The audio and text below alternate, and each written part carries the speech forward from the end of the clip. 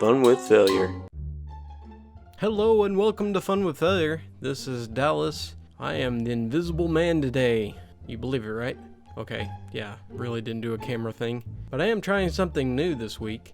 I am going to have both a normal version, an extended version, also an extra for those who don't want to have a huge chunk. They just want the small 10-minute, 15-minute sections. I'll have it split up into 2 videos. So you can watch one, and then you can go back and watch the extras. But if you have time to watch the whole thing, you can see the special edition. That's what I'm going to label it as.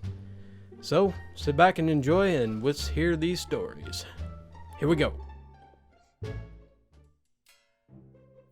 So I work at a large car dealership with a lot of accounting offices upstairs. A few years back, the accounting offices all moved across the street to the other dealership. It had just been rebuilt. I work upstairs in an office by myself, but my office shares a door with one of our dealership's owners. He only visits like 2 or 3 times a week. The entire top floor of the dealership is empty except for me. Anyways, the AC stopped working this morning, and I opened all the doors to get some airflow through the office, and I decided to listen to Game of Thrones on audiobook using the work computer and speakers. I work in accounting and financing, and I was counting a large sum of money while listening to book 1 of Game of Thrones. I wasn't really paying attention, but one of the sex scenes started being read, and mind you, it's pretty graphic in the novel. Suddenly I hear, "Are you listening to porn in there?" I assumed it was one of the salesmen who also liked Game of Thrones, and I said, "Yeah, enjoy it." Then I hear footsteps behind me, and in walks the owner through the shared door. He had dropped by and was working at his desk. I started apologizing, and I told him, "I'm sorry, I thought you were Steven. I wasn't really paying attention because I was counting money." He seemed to get some humor out of it, and I haven't been fired yet. Hopefully I won't have to update this later to TIFU and got fired for listening to Game of Thrones at work. I live near the border of a big forest in central EU. It's quite a green and almost rural neighborhood.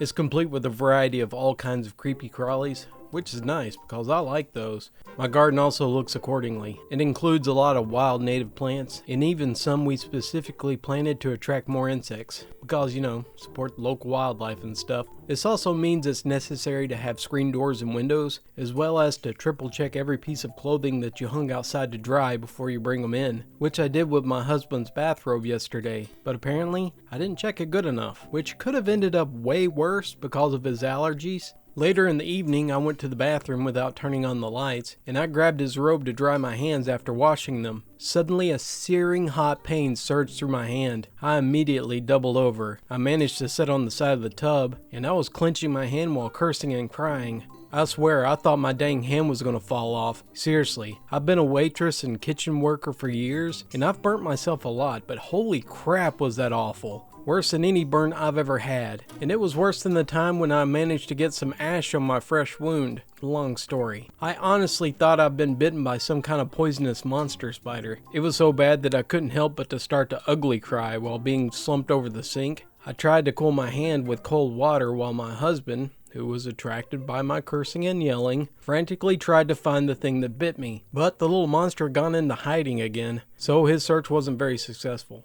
The pain was getting better after a few minutes, and there was no sign of having any abnormal reaction, so we decided to go to bed anyway after a while. Good thing I turned on the lights while going to the bathroom this time, because that smug little thing sat right in the middle of the floor. It immediately tried to hide again when the lights were turned on. Luckily, I managed to capture it with a drinking glass and a piece of paper, and we put it outside where it belongs. It was possibly the wasp spider, as it was barely 1 centimeter long. I feel very sorry for their prey now, and I feel very, very sorry for anyone who's ever encountered the giant cousin, the tarantula hawk. I can't even imagine how painful being stung by them is, now that I know how their little cousin feels like. Anyways, remember kids, never mess with any funny colored animals. They don't have to worry about being spotted for a reason. Yesterday I was to meet my friend downtown, and arriving early, I decided to visit a cafe I don't normally go to. Desperately needing to charge my phone, I decided I'd better have a nice coffee in order to use her outlets. I ordered a large and I sat down next to the outlet. Then I took a big gulp. Wow, that stuff was intense. Being a hipster coffee bar, I only raised an eyebrow at the intense, sour, almost bitter coffee. I must have just been surprised it couldn't really taste that wild. But another sip from the large mason jar, hipster place, remember, only brought the same acrid taste across my tongue. Now, I'm no coffee snob. I'll drink whatever you put in front of me, so long as it's black. I don't know what makes good coffee, what the latest trends are, how long to roast the beans. I just know what I like, and I certainly didn't like this. I wasn't about to show everyone how little I knew about coffee though, so I choked down the whole thing in a few minutes and took off to meet my friend. It wasn't long until my day started to get weird, and I wondered aloud to my friend if I had something to drink or smoke and simply forgot about it. Perhaps I'd somehow got drugged along the way? She had me meeting new friends of hers that I didn't know, and it didn't help that my intense nervousness and jumpiness makes me look like a tweaker.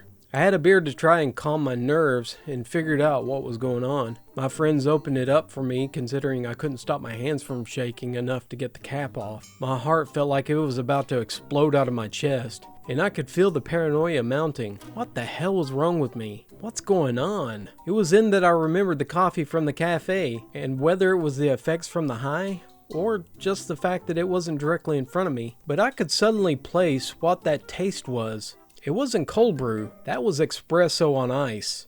I realized I'd chugged an equivalent of 7 or 8 espressos in 10 minutes. After hitting my head against the wall some, I realized all I could do was wait it out. Never in my life have I experienced a mind-altering high from caffeine alone. And trust me, it was not an enjoyable experience. I would not recommend this. This happened last night. It's not my finest moment. I've been dyeing my hair for a long time, and I've never had a problem with it drying out, frying, becoming brittle, or anything like that. The beauty store was out of the bleach that I normally use, so I said screw it. I'll just use a different one. I'm sure you can all see where this is heading already. I get home, glove up, and start to paint it on. I think I got through maybe 5 strands of hair before I start noticing something doesn't feel right. Whatever. Bleach is supposed to tingle, right? So I keep going. I get through another 5 or so when I notice something really doesn't feel right. Well, I can't stop now. It won't look right, so I keep going. This is officially the first mistake. I do about half my head before I decide, okay, I should see what's really going on here. I hop in the shower to rinse it out. I realize I'm shedding a lot more than normal, so I quickly finish up and get out. As I'm brushing my hair, you guessed it ladies and gentlemen, large pieces are starting to come off of my head. I mildly panic and think, it's alright, maybe it won't be so bad. Wrong. I start blow drying and there is just clumps of hair flying everywhere. I didn't want to look in the mirror, so what do I do instead? Being an idiot, and immediately start slapping on pink hair dye over it. Here is mistake number 2. I get in the shower one more time, and as I'm rinsing the dye, everything feels kind of normal again. Nope. I get out, blow dry, flip my head, look in the mirror. The color looked great. Where I still had hair left, I had burnt everything right up my hairline in the front. I have about an inch or 2 of hair left there, and it doesn't want to go anywhere but stick straight up, while the rest of my hair just goes directly around it. So now I have to go to work today with long pink hair that has weird short spikes all across the front and some random small bald spots on the top. I am also going to have to get a drastic haircut to try to make it not so noticeable. I'm still shedding way too much, and I'm about to be the center of jokes to my coworkers. Wish me luck, guys.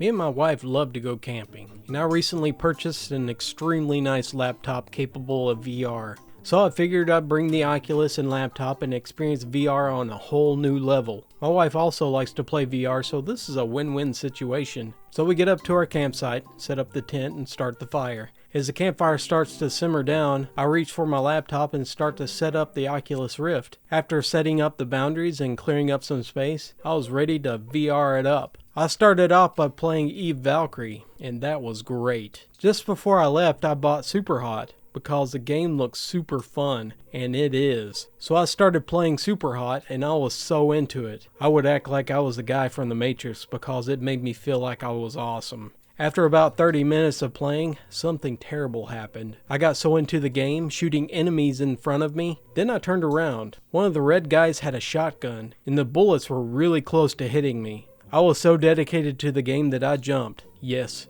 jumped right out of the way, which ended up saving my virtual life, but for my real life it screwed me up. You see, I would have been fine if I landed on the ground, but nope. I landed in the fire pit. The fire was out, but the coals were still red hot, or should I say super hot? I now have severe burns on my left arm and shoulder blade. I love VR so much that this was only a small setback for me. My wife urged me to go to the hospital, which I eventually did.